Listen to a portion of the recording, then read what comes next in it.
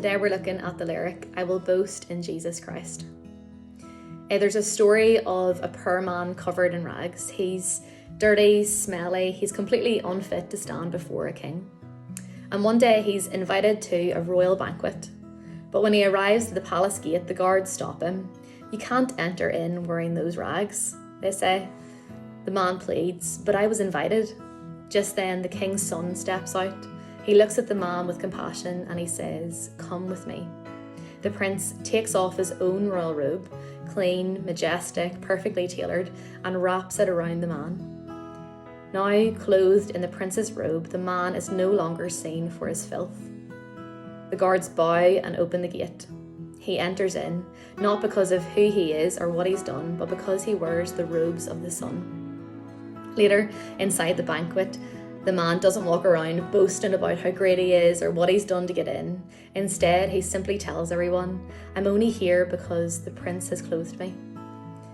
In 2 Corinthians 5 verse 21, we're told that God made him who had no sin to be sin for us, so that in him we might become the righteousness of God.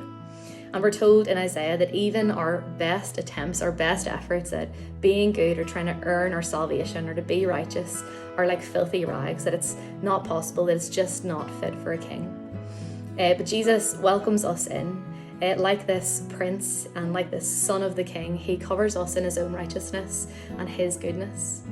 And when we truly understand that he was and is the only answer to our sin, the only way that we can be covered in righteousness is to wear his robes and to receive what he can give to us.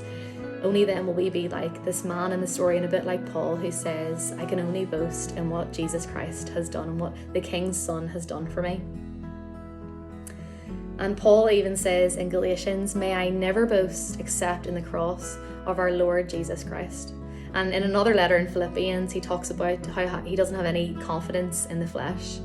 In other words, he says, it's Jesus plus nothing. And he goes on to say, if there was someone to have confidence in the flesh, it would be me, because, I was a Pharisee. He says, in terms of the law, I'm faultless.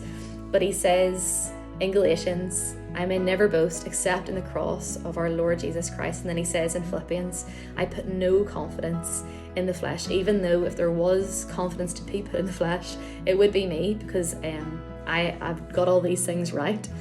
But he says, it's Jesus plus nothing else. And I will only boast in what Jesus has done in the cross. And I think the hymn, Rock of Ages, puts it really beautifully when it says this. It says, nothing in my hands I bring, simply to the cross I cling. Nothing in my hands I bring to the King, simply to the cross I cling. And today we're reminded that we can only boast in what Jesus has done on the cross for us, that it's his righteousness. He has welcomed us in, he's clothed us in the robe, a bit like that poor man who came to the palace, and he has dressed us in his robes of righteousness.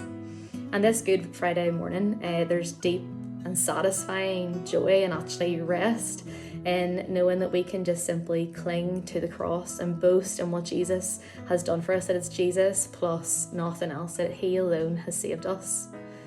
And we're just going to cling to the cross. Nothing in my hands I bring, simply to the cross I cling.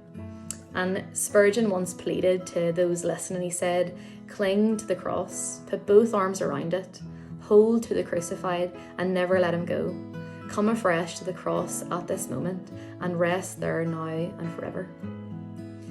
I will not boast in anything, no gifts, no power, no wisdom, but I will boast in Jesus Christ, his death and resurrection.